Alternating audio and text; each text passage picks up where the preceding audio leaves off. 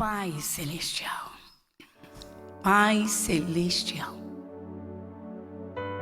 o Senhor nos dá a honra e o privilégio de entrarmos em Tua presença. Senhor, que o Senhor encontre e veja o nosso coração, o nosso ser, nosso interior, nossa verdadeira pessoa. Senhor, que o Senhor nos contemple com o coração preparado, receptivo a Ti, verdadeiramente preparado para o Senhor. Que o Senhor possa falar e o nosso coração, como uma boa terra eirada, receba as palavras do Senhor. Como a terra que o agricultor prepara, recebe as sementes. Para que, quando o Senhor derramar a unção, as chuvas suaves, maravilhosas, essa terra possa verdadeiramente produzir. E sabemos que o Senhor tem pressa. Nosso Deus, fale conosco, Santo Espírito de Deus. Se está alguém amargurado, Senhor, o Teu Espírito Santo dá o conforto. Traz, Senhor, vem, Santo Espírito. Pai Celestial, a Tua presença é tudo. A Tua palavra é tudo. É a glória, Senhor. Pai, na Tua presença é impossível que o mal prevaleça. Jamais prevalecerá. Como o Senhor diz, operando eu, quem me impedirá? É o que nós buscamos, Senhor, a comunhão do Teu Espírito, para que não haja desperdício na presença soberana e gloriosa do Senhor, como o Senhor diz, e eis que estou convosco todos os dias, até a consumação dos séculos. Se o Senhor está presente, então por que o temor? Por que o medo? Por que o medo? Por que o receio do mal? Fala, Senhor, ao nosso coração. E nós agradecemos por tudo, em Teu nome, o nome de Jesus. Amém e graças a Deus. Amém? Bom, então, dentro da série Oração, vamos lá. Povo de Deus, uma coisa é buscar um socorro imediato de Deus. Olha, do socorro de Deus, eu acho que quase todos os moradores da terra, em todos os tempos, já se valeram. Porque é uma coisa impressionante. Quando, por exemplo, uma catástrofe ataca, atinge um lugar, um grupo, uma cidade, e isso é captado em sons, em filmagens, como tem agora, a questão, a facilidade, de uns anos para cá, a facilidade de um celular com câmera, com gravação de áudio. Uma das coisas que você mais escuta são gritos de socorro a Deus. Oh, meu Deus! Meu Deus! É o que você mais escuta. Então, uma coisa é buscar o socorro, um socorro imediato em Deus. Outra coisa é viver na dependência de Deus.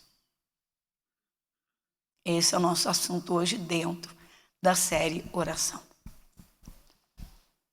Então, como disse, buscar o socorro de Deus, canso de ouvir povos e povos, pessoas que muitas vezes, no decorrer do dia a dia da sua vida, nem lembram de Deus. Porém, quando o mal ataca, esse é o grito de socorro. Mas para quem realmente vive e quer viver na dependência de Deus, o maior exemplo, irmãos, é o próprio Senhor Jesus Cristo, que viveu aqui na terra como homem e levou uma vida intensa de orações. Jesus foi um homem de orações. Como disse, como um homem, como um ser humano. E esse é o nosso maior exemplo, mas há outros. Exemplos fortes. Porém, nós vamos ver Jesus. Por quê? Às vezes o cristão toma decisões, irmãos, e, como diz a palavra, há caminhos que ao homem parecem bons, mas ao final são caminhos de morte. Quando a gente toma decisões, pessoas que são de Deus, são de Jesus, tomam decisões precipitadas, sem terem a palavra de Deus no coração. A exemplo, quando a palavra diz assim, né? Instruir-te-ei e ensinar-te-ei o caminho que deve seguir. Dá uma olhadinha comigo, Salmo 32.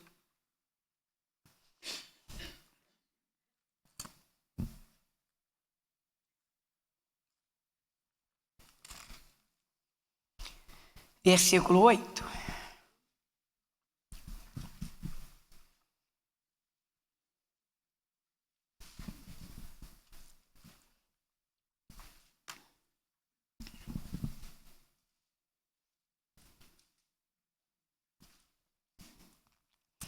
Então, Salmo 32, versículo 8. Instruir-te-ei e ensinar-te-ei o caminho que deves seguir. Guiar-te-ei com os meus olhos. Eita, mas isso é tremendo demais, sim ou não? Gente, é tremendo, é glorioso. O Senhor Deus, o Criador, dizendo, isso aqui é, olha só, pessoal, são palavras de Davi, inspiradas. Só que aqui é o próprio Deus dizendo a ele, dizendo a nós, instruir-te-ei. Mas quanta gente diz assim, a gente costuma ouvir, às vezes, filhos de cristãos, filhos de evangélicos, é muito interessante. Às vezes, a pessoa diz assim, meu pai é pastor. Não, eu aprendi da minha família, com a minha família eu aprendi tudo, eu aprendi a orar, aprendi a viver. Tá bom. E, de repente, erra que só a misericórdia de Deus. Erra. A exemplo, muita gente que é de Jesus vive segundo os olhos físicos e aquilo que escuta. Então, vive dentro do natural. A exemplo, doença é doença. Se Deus quiser, Ele vai curar. Se não quiser, não cura. Tudo errado. Aprendeu errado. A exemplo, Deus traçou um caminho para cada um. Se Ele não traçou para mim o caminho da prosperidade, eu tenho que me conformar. E não é isso que a palavra de Deus diz. A palavra de Deus diz que aos justos não falta nada, mas quem está disposto a aprender a justiça de Deus? O que é ser justo para Deus? Então vamos lá. Mas eu aprendi com a minha família evangélica, aprendi com a minha família, aprendi com os meus pais, aprendi assim, aprendi assado. Então, olha só, instruir-te-ei, eu estou no Salmo 32, versículo 8, instruir-te-ei, ensinar-te-ei o caminho que deves seguir, guiar-te-ei com os meus olhos. Meu Deus, isso é tremendo. Mas, primeiramente, temos que receber as instruções. Aí, o que entra? Precedendo as orações e a caminhada aqui na terra. O que entra? Aprender de Jesus. Às vezes as pessoas tomam decisões segundo os conceitos familiares, ou seus próprios conceitos, até mesmo os conceitos sociais, porque maioria, muita gente, todo mundo faz isso, todo mundo faz assim, mas quem aceita Jesus é todo mundo, faz parte de uma massa, de um todo. Ao contrário, foi chamado, separado para ouvir a Deus e ser dirigido por Ele. E então vamos lá. Mas eu sempre orei da forma que minha mãe me ensinou, meu pai me ensinou. Aí dobra lá os joelhinhos, bonitinho. Papai do céu, faça a tua vontade. Se o Senhor quiser me abençoar, me abençoa. Vai viver pela terra numa mendicância espiritual tenebrosa. Não vai buscar em Deus para todos os seus momentos. Não vai fazer de Deus, literalmente, o seu provedor, o seu sustento, a sua rocha, o seu caminho. Então vamos aqui já iniciando nessa parte e sem esquecer, né, irmãos? Não esquecendo, como Jesus disse, né? Não deixando a simplicidade. Estar sempre ouvindo para estar com essa lâmpada, essa chama sempre acesa. O que Jesus disse no Evangelho de Mateus? Ele disse, aprendei de mim. Então, ele diz assim, aprendei de mim. Irmãos, vamos a essa realidade. Muitos filhos de Deus aceitam bem determinadas partes das Escrituras, outras nem tão bem, e algumas não aceitam. Isso tem sido um problemão para o Espírito Santo, dirigir a vida do seu povo. Não, mas meu pai falou que eu tenho de fazer assim. E de repente aquilo que vai fazer, Deus está vendo que não vai dar certo. Se orar a Deus, o Espírito Santo vai dirigir pela palavra. Vai tirar aquilo aquele propósito do coração. Ou Deus vai inspirar para aquilo que Ele quer. Uma coisa certa, tem de buscar na palavra, colocando-a no coração, para que se tenha nos momentos necessários, oportunos. Mas uma vida de oração é diária. Então, mas eu aprendi a orar com meu pai. Meu pai pastor me ensinou a orar. Se for a vontade de Deus, que Deus me cure, Ele vai me curar. Se não for, não vai me curar.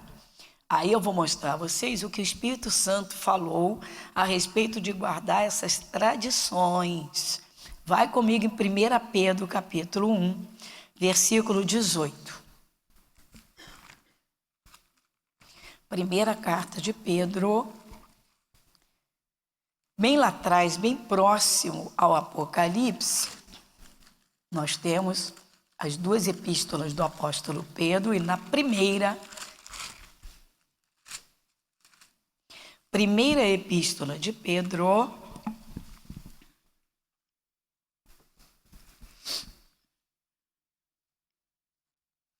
versículo 18, quem lê comigo? Sabendo que não foi com coisas corruptíveis, como prata ou ouro, que fostes resgatados da vossa vã maneira de viver, que por tradição recebestes de vossos pais. Pronto, olha aí. Há tradições, irmãos, que estão como que enraizadas. Forma, modo.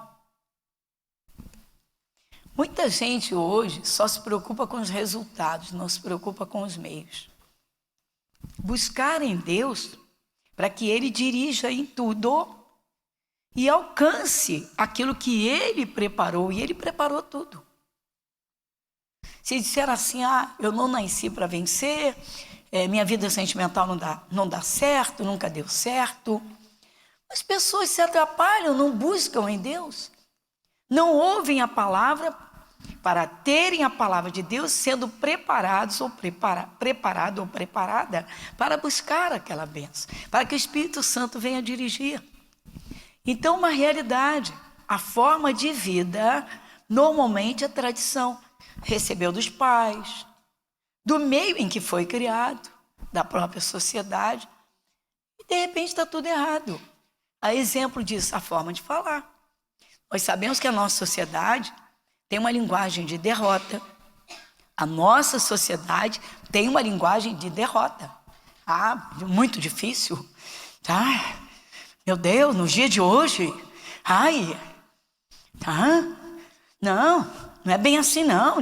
Não, tá vendo que é difícil, que não dá certo? Olha aí, tá com todo mundo. Olha aí a doença, olha isso, olha.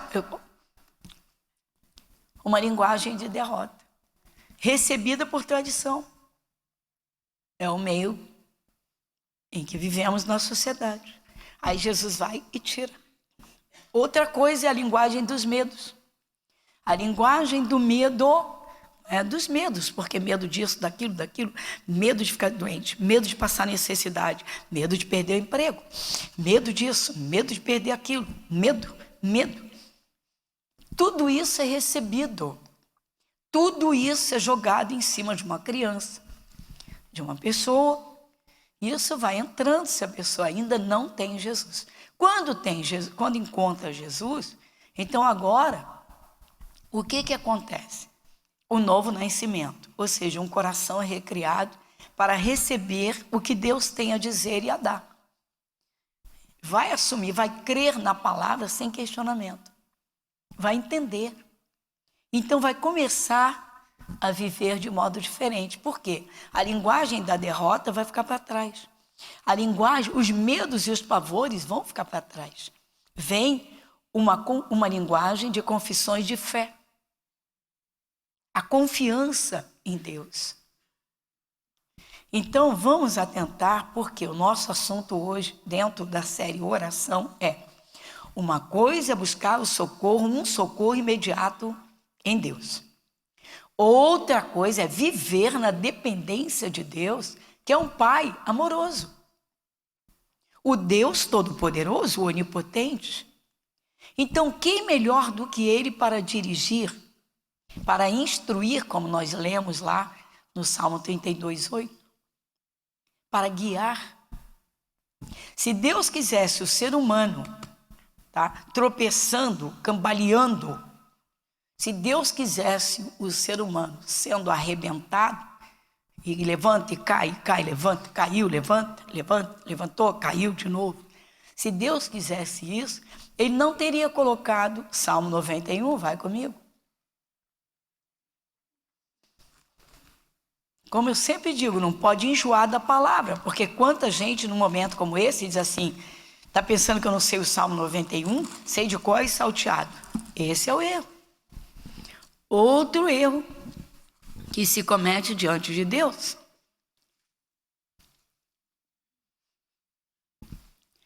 Então vamos lá. Versículo 11 e 12. Versículos 11 e 12. Porque aos seus anjos dará ordem a teu respeito, para te guardarem em todos os teus caminhos.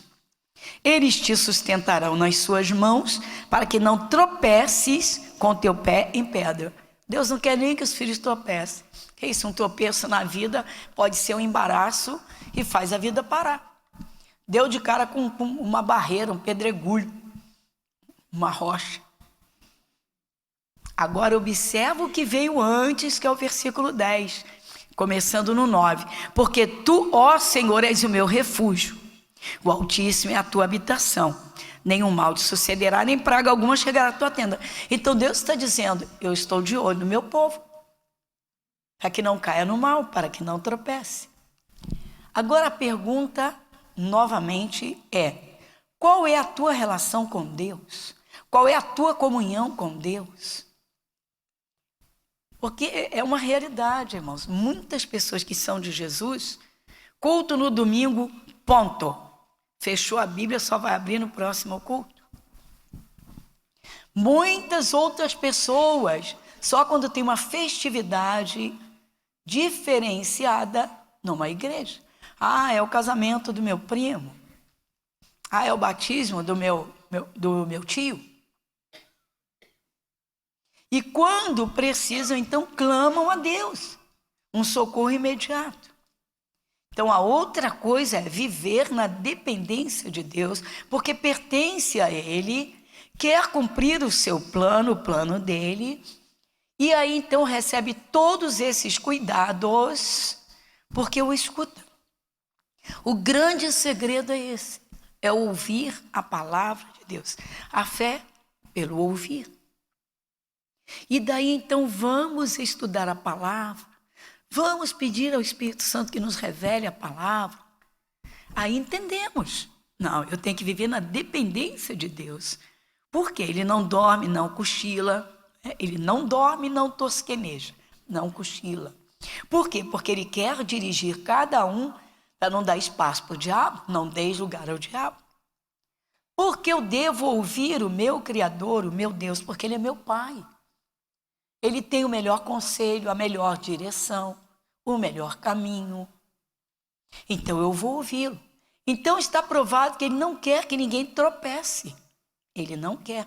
E uma coisa que se recebe de tradição, que eu escuto, pessoas que chegam, eu sou evangélico, nasci em berço evangélico. Meu pai sempre dizia, não, Deus castiga, e faz isso, e faz aquilo. O diabo dando pancada, e atribuindo a Deus o sofrimento. Esse é um dos pontos.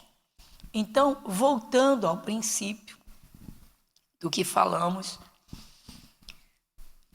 o verdadeiro cristão, irmãos, os filhos de Deus, criam realmente essa dependência de Deus. Como assim? Não, eu não vou tomar uma decisão dessa, porque muita gente é assim. Vou mudar. Vou vender minha casa. Eu vou para tal lugar. Eu vou fazer isso. Agora, o que está dando dinheiro? Vou fazer aquilo que todo mundo... Está tudo errado, irmãos. Deus quer guiar os seus filhos. Ele quer conduzir os seus filhos.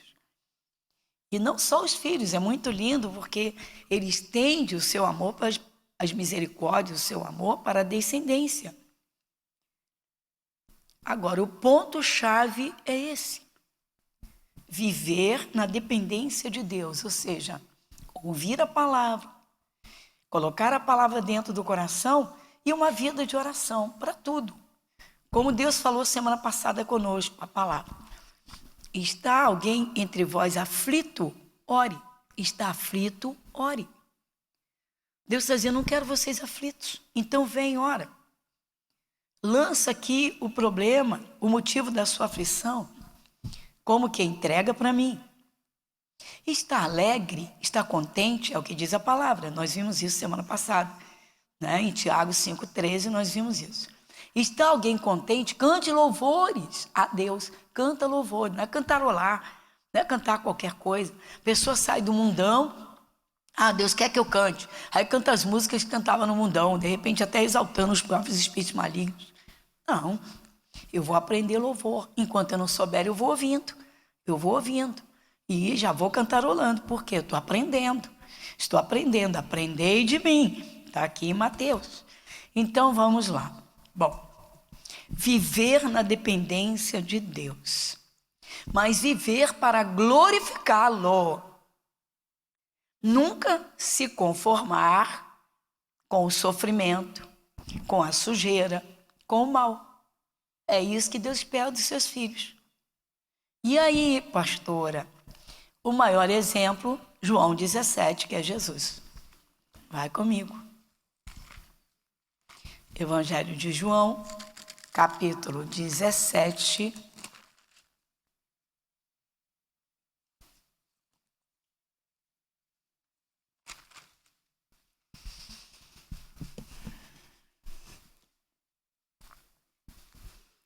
Evangelho de João, capítulo 17, o título diz: A oração de Jesus pelos seus discípulos. Então vamos ver o versículo, o primeiro. Jesus falou essas coisas e, levantando os olhos ao céu, disse: Pai, é chegada a hora. Vai comigo. Glorifica a teu filho, para que também o teu filho te glorifique a ti. Olha que coisa tremenda. Pai, não foi o que Jesus ensinou em Mateus? Quando orardes, dizei, Pai. Olha só. Está aqui o exemplo, irmãos. Se Deus é pai de quem recebeu Jesus, ele vai querer filho de Deus quebrando a cara? Claro que não, irmãos. Essa é a linguagem de muita gente. Tem que quebrar a cara mesmo para poder aprender, tem que quebrar a cara para dar certo. Uma coisa é certa. Se nunca viveu o mal, não sabe discernir o que é bom. Então esse mal durou até encontrar Jesus. Agora, vamos acabar com ele. Vamos acabar com o sofrimento, vamos acabar com a sujeira toda. Pronto. Viveu o mal, o tempo sem Jesus. Agora é outro tempo. Por quê? É tempo de glória. Literalmente exaltação. Olha que coisa tremenda. Pai, é chegada a hora. Glorifica teu filho, para que também teu filho te glorifique a ti. O que Jesus está dizendo? Pai, manifesta o teu poder através de mim. Poder, irmãos. Glória. Não é a vergonha, não é o sofrimento, não é a derrota. Glória. Glória. Um filho se formou. Alguém foi cumprimentar e disse: parabéns, teu filho te honrou. Pronto. O filho glorificou o pai. Olha que coisa simples. Então Jesus orava, irmãos, e ele começou orando por ele mesmo. Aí vamos estender a oração de Jesus. Assim como lhe deste poder sobre toda a carne, para que dê a vida eterna a todos quantos lhe deste. Olha que coisa linda.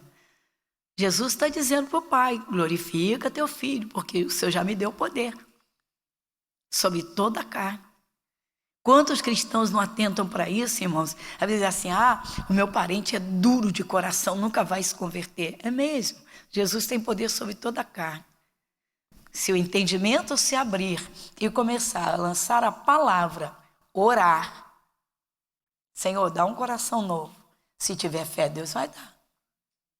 Se tiver fé, Deus vai trabalhar. Só que Deus não trabalha como muita gente pensa, né? Na força, na violência, dando um pescoção, jogando dentro de uma igreja. Não é assim que Deus trabalha. Então você vê que Jesus orando, a primeira coisa que ele pediu para o Pai: glorifica teu filho. Os cristãos, irmãos, vamos ser sinceros, irmãos. O que tem de cristãos, eu vou usar os termos, olha só. O que tem de gente fazendo orações embrulha e manda, pum. Deus, o Senhor é Deus, faz isso. Sem entendimento de nada. Primeiro, quem vai lutar em favor da família tem que ser exemplo da família. Exemplo de santidade, de paz, de firmeza na fé, de confiança. Cristãos apavorados vão ser reflexo do céu, espelho de nunca. Cristãos no pecado, na sujeira, no medo. Então você vê que coisa linda. Olha a oração. Temos que imitar, irmãos. É para a gente aprender. Pai, glorifica teu filho, para que teu filho te glorifique. Senhor, me tira dessa vergonha. Está endividado. Está lá amarrado. Senhor, me ajuda, me dá, me toma pela mão, me ensina. Glorifica teu filho. Olha, Jesus está orando. Versículo 3. E a vida eterna é esta: que conheçam a ti por único Deus verdadeiro e a Jesus Cristo a quem enviaste. Olha Jesus falando com o Pai, olha só. Que conheçam a ti como o único Deus verdadeiro. Quanta gente se converte a Jesus, mas se converteu em parte, e isso não existe. Por quê? Porque leva tradições de família. Aceitou Jesus e ainda adora esculturas. Aceitou Jesus e ainda faz rezas que não tem nada a ver com as Escrituras. Então Jesus disse: aprendei de mim. Mas se recebeu por tradição, e isso cria raízes. Não, mas os meus pais não oravam assim. Não, mas a minha mãe orava, mas no dia tal ela fazia isso, fazia aquilo para o santo tal, para tal fulano. Sim, pessoal. Que conheçam a ti, Jesus está orando a Deus. Por que isso está aqui? No versículo 3. Que conheçam a ti por único Deus verdadeiro. Único Deus verdadeiro. Enquanto não houver essa convicção, literalmente, pessoal, não há uma boa compreensão para se alcançar de Deus, porque Ele é Deus e Ele tem tudo nas mãos. Tudo é dele, por Ele e para Ele. Então nós vamos a Deus através de Jesus. Mas Jesus é quem está orando a Deus, ao Pai, chamando Deus de Pai, como Jesus ensinou, nos ensina. E depois dizendo que conheçam a ti por único Deus verdadeiro. Essa oração nós temos que fazer pela família e pelas outras pessoas pelas quais oramos. Mas a pergunta é: essa convicção está dentro de quem ora? Porque a realidade, irmãos, quantos atacam esse ponto-chave de crer num único Deus e em Jesus Cristo como o enviado de Deus. Ah, vocês crentes são fanáticos. Vocês tudo é Jesus, Jesus não é assim não. Os santos são intercessores. Não, porque peço para fulano, meu parente que morreu, está lá junto de Deus, eu peço para ele. Mas isso não está na Bíblia. Isso não está na palavra. Isso não está na palavra. Ao contrário, você vê que a palavra de Deus, ela tira todas as dúvidas, todos esses conceitos religiosos ou irreligiosos que foram inseridos desde criancinhas. Porque, mas a minha família fazia isso. Mas a minha avó me ensinou assim. Aí eu faço como a titia com quem eu morei. Que conheçam a ti por único Deus. Você vê, tudo isso forma-se, né, uma base sólida para sermos ouvidos por Deus como filhos. Ou seja, para que Ele cuide, para que em todo tempo a vida esteja sob o controle de Deus como Pai. Que conheçam a ti por único, conheçam a ti só. Ó, vamos de novo, versículo 3. E a vida eterna é esta, que conheçam a ti só, por único Deus verdadeiro, e a Jesus Cristo a quem enviaste. Quantos intercessores existem? A Bíblia só apresenta Jesus.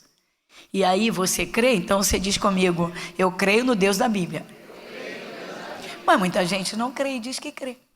Crê em parte e não crê em outra. Esse é um problema para o Espírito Santo. Aí o versículo 4, porque temos outro ponto-chave no 5. Vai comigo. Eu glorifiquei-te na terra, tendo consumado a obra que me deste a fazer. Outra paradinha. Eu glorifiquei-te na terra. Que coisa interessante. Ah, mas eu não vejo Deus? Eu não vejo Deus? Jesus viveu aqui na terra há mais de 2000 anos. Eu não vejo Jesus, mas não tomou conhecimento dos fatos da verdade. Não é por isso que ouvimos as palavras da Bíblia?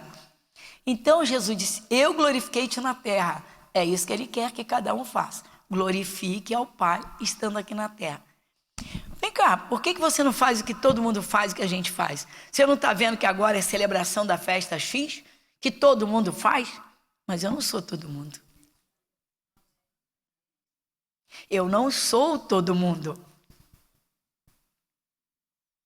Aí entra o quê? Não seguirás? Vai comigo. Não seguirás?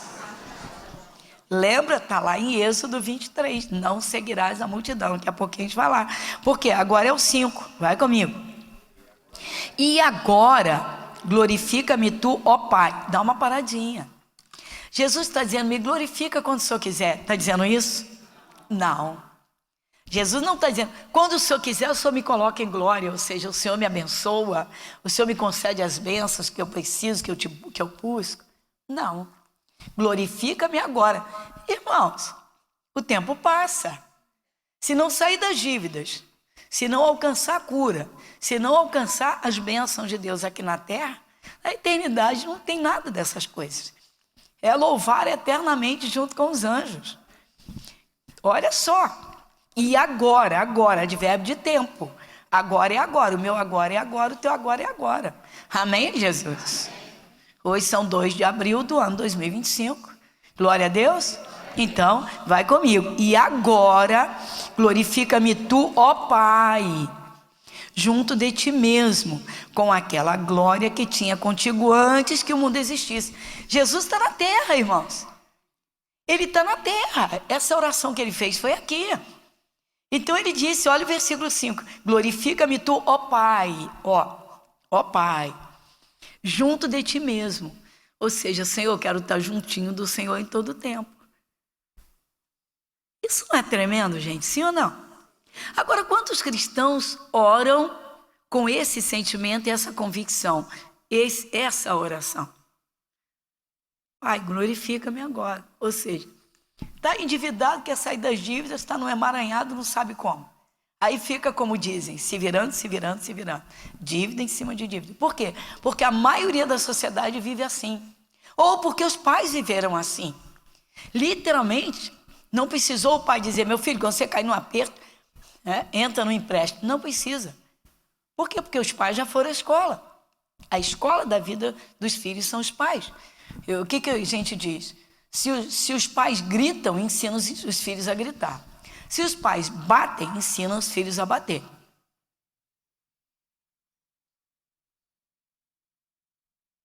Se os pais berram, os filhos vão berrar.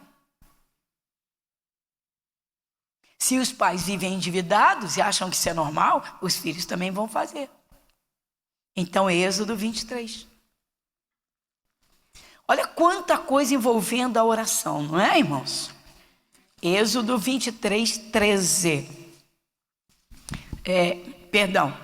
Êxodo 23, 2. É só o iniciozinho. O 13 já passou, falei da idolatria. Êxodo 23, 2, versículo 2. Quem vai comigo? Não seguirás a multidão. Pronto, acabou. Aquilo que aos olhos de Deus é mal, de repente é o que a sociedade pratica, irmãos. Não seguirás outros deuses. Pronto. Aí você diz, não, eu sigo ao único Deus e a Jesus Cristo, o mediador, o intercessor.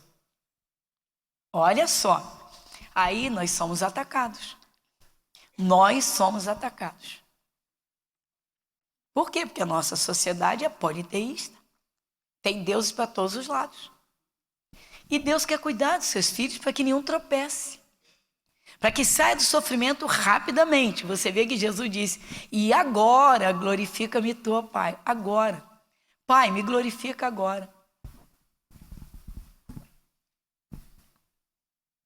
Pastora, porque Deus só glorificou Abraão quando ele estava com 100 anos que Isaac nasceu. Deus teve um plano em tudo isso.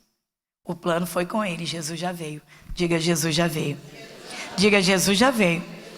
Tá fraco, Jesus já veio. Diga, Deus tem pressa. Agora, se o cristão, irmãos, não se é uma realidade.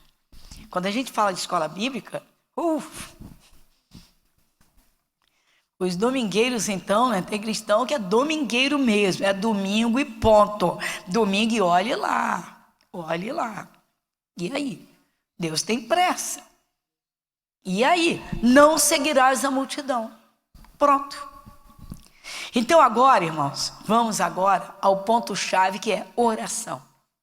Jesus não tomava decisões sem orar. Vai comigo em Lucas capítulo 6. Evangelho de Lucas, capítulo 6. O nosso estudo está bem objetivo, é claro, tem que estar na unção do Espírito, né, irmãos? Mas o Senhor Deus, maravilhosamente, é que ensina, não é? Ele nos ensina. Então, Lucas capítulo 6, versículo 12, a princípio. Quem vai comigo? E aconteceu que naqueles dias subiu ao monte a orar. E passou a noite em oração a Deus. Dá uma paradinha. Que coisa, né, irmãos? Como é que pode? Mas o título explica a eleição dos 12. Para Jesus chamar aqueles 12, ele passou a noite inteirinha em oração. Tem gente que contrata um empregado de olhos fechados, porque tem um bom currículo. Mas, de repente, o caráter não é bom. Só que muita gente consegue esconder, e às vezes por muito tempo. E engana bonitinho. Ele tem currículos que são super floreados. E aí? A pastora, Jesus escolheu os Judas. Sim, vamos lá, continuando. E quando já era dia, chamou a si os seus 12. E chamou a si os seus discípulos.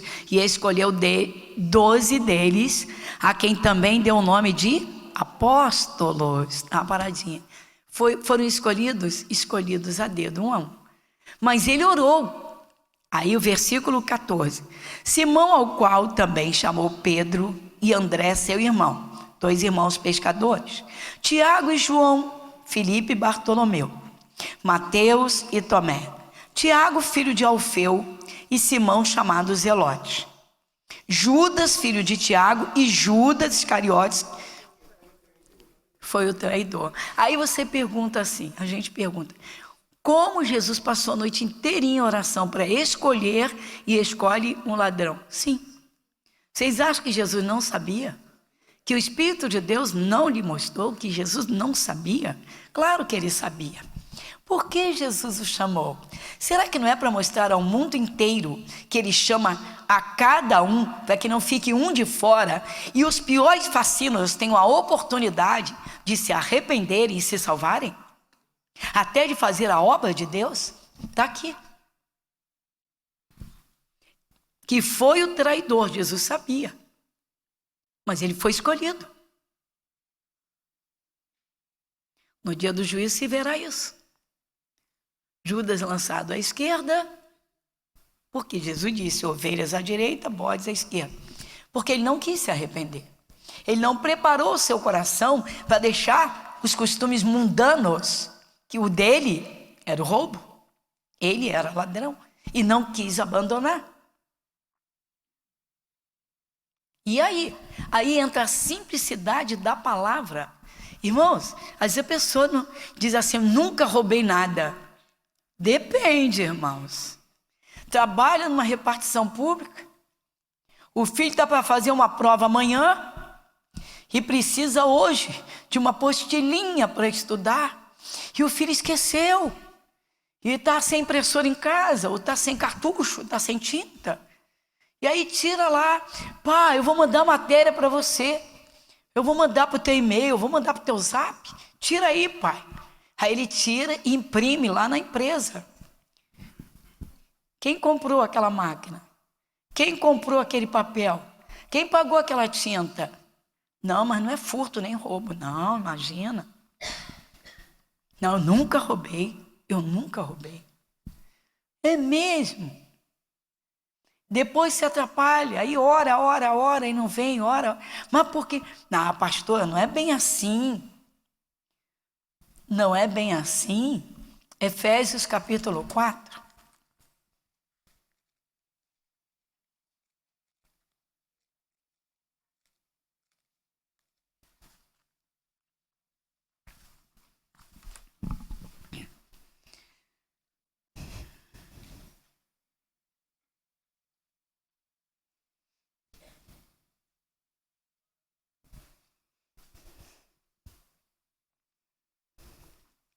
Efésios capítulo 4, versículo 28.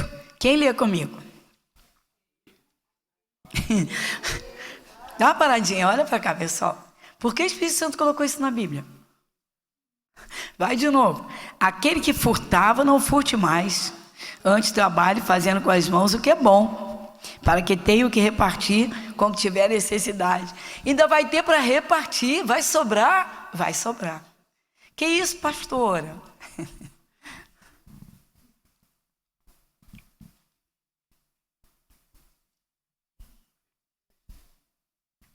Não é interessante? Por que o Espírito Santo colocou isso na Bíblia? Porque às vezes, irmãos, as coisas mínimas, pequenas, passam. Por quê? Porque não se dá atenção, todo mundo faz mesmo. Só que nessas coisas mínimas estão os olhos de Deus em tudo. Aí vai orar. Que coisa interessante. Então, uma coisa é um socorro imediato de Deus. Outra coisa é levar uma vida na dependência de Deus. Quem vive na dependência tem que ouvir. E aí vai corrigir. Vai dizer assim, não, eu quero Deus como meu pai em todo o tempo. Ele é meu pai. Eu quero desfrutar das bênçãos. Então, como é que isso é chamado na Bíblia? Raposinhas. Você lembra de Cantares? Vai comigo lá. Livro de Cantares, ou Cântico dos Cânticos. Salmos, Provérbios, Eclesiastes, Cantares. Vai comigo. Capítulo 2, Cantares. Cantares de Salomão, capítulo 2, versículo 15. Quantas coisas podem atrapalhar as orações dos filhos de Deus, não é? Não estamos falando de socorro imediato, amém? Esse amém sai fraco. Amém. Vai comigo, Cantares, capítulo 2, versículo 15. Quem vai? Apanhai-me as raposinhas que fazem mal às vinhas, porque as nossas vinhas estão... Às vezes tem pessoas que pedem algumas coisas da igreja, irmãos, que eu digo, não posso, não me pertence. Por exemplo, o ventilador está quebrado. Tá bom, a gente vai ver se tem conserto. E se não tiver, a igreja tem como resolver isso. E aí? É com a igreja. Não pode me dar, está quebrado. Não pode. Não me pertence, como é que eu vou dar uma coisa que não é minha? E aí a pessoa fica chateada, irmãos. Fica chateada. Sai até da igreja.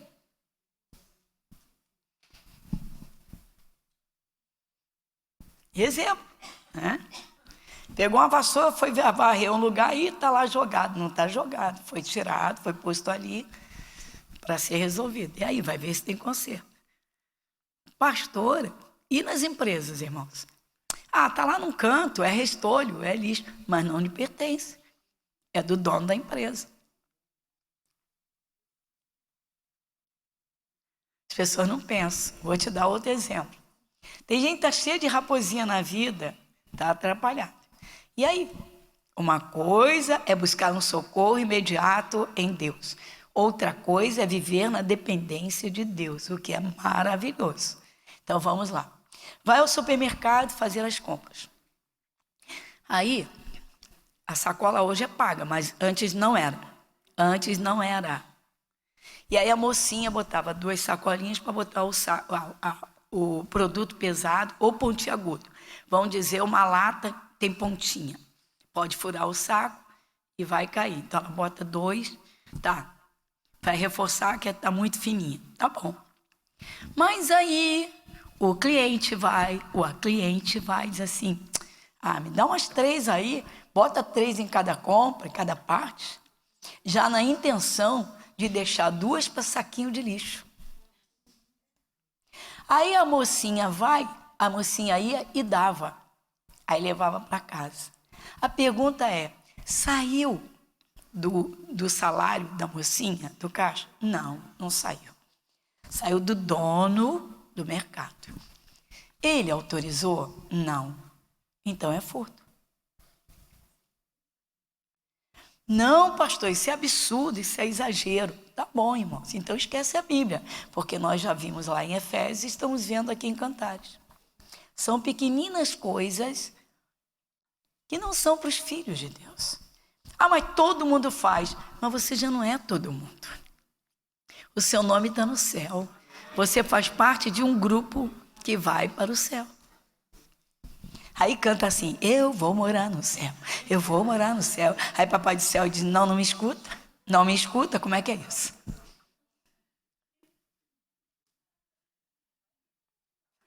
Vai levando as sacolinhas. Não, pastor, elas foram para o lixo. É mesmo? Então vamos voltar aqui em Eclesiastes, capítulo 12, versículo 14. Vai comigo. Eclesiastes, capítulo 12, versículo 14. Está muito forte hoje, né? Está tão simples. Vai comigo. Eclesiastes, capítulo 12, versículo 14. Quem lê comigo? Porque Deus há de trazer a juízo toda obra, e até tudo que está encoberto, quer seja bom. Ninguém sabe, ninguém viu as intenções, a intenção de fazer de saquinho de lixo, ninguém viu, só Deus. A intenção já era essa, então ele viu a intenção. Aí a intenção criou a raposinha. Aí a raposinha entrou na casa. Aí está orando para sair das dívidas há anos, está orando para prosperar há anos e não consegue. Meu Deus, o que é isso? O que está acontecendo? Aí vem na igreja, escuta, e se não tiver com o coração preparado, vai aceitar? Não vai. Não vai, igual a pessoa que eu falei. Tá? Não foi aqui não, por favor. Você está vendo? Foi aqui não, fica tranquilo. E aí, pois é, para ver o que acontece com as pessoas. Ah, mas tem demais, ah, não está largado, ah, não sei o quê. Mas não pertence, não importa. Não importa. Então, antes da conversão, irmãos, era um tempo. Agora é outro tempo. As coisas velhas, não se faz nada sem consultar Deus para que o caminho seja plano, para que o Espírito Santo dirija. Então, voltando agora a sermos guiados pelo Espírito Santo. Quer dizer, a pessoa entrou nesse caminho de raposinhas. São coisas pequenas que a nossa sociedade pouco se importa. Mas para Deus são coisas sérias, porque Ele é Deus e Ele é Pai. Então Ele não quer os filhos sujos, porque o diabo entra, o diabo está vendo, ele vai se aproveitar disso. E aí? Então, irmãos, Jesus, ele orava para que ele fosse glorificado e orava pelos discípulos, voltando a João 17. João 17.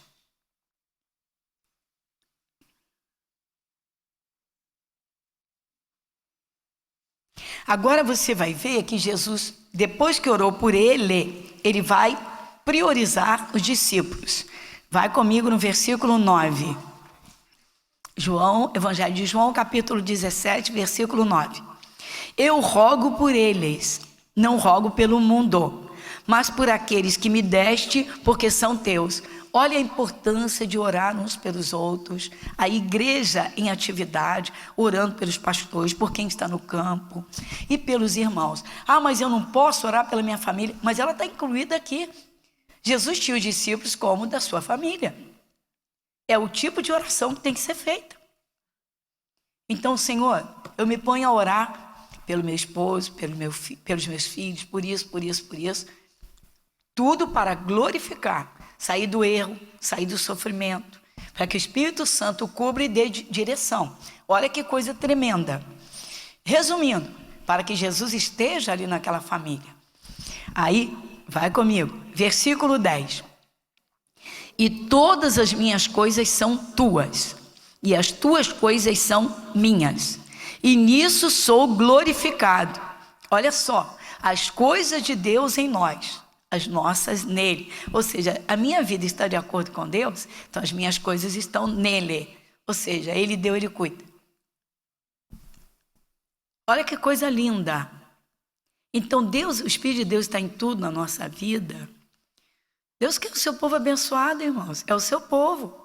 São filhos. Agora olha que intercessão poderosa. Versículo 11. Vai comigo. O 11 e o 12. Eu já não estou mais no mundo, mas eles estão no mundo, e eu vou para ti. Pai Santo, guarda em teu nome aqueles que me deste, para que sejam um assim como nós. Estando eu com eles no mundo, guardava-os em teu nome. Tenho guardado aqueles que tu me deste, e nenhum deles se perdeu, senão o filho da perdição, para que a Escritura se cumprisse. Jesus cumpriu a Escritura quando chamou Judas Iscariotes. Deu a ele uma chance. Então vocês estão vendo que ninguém fica de fora dos planos de Deus. Ninguém fica de fora do plano de salvação e das bênçãos de Deus, porque Jesus orou para ser glorificado e orou pedindo agora. Que tal? Glória a Deus. Obrigada, Jesus.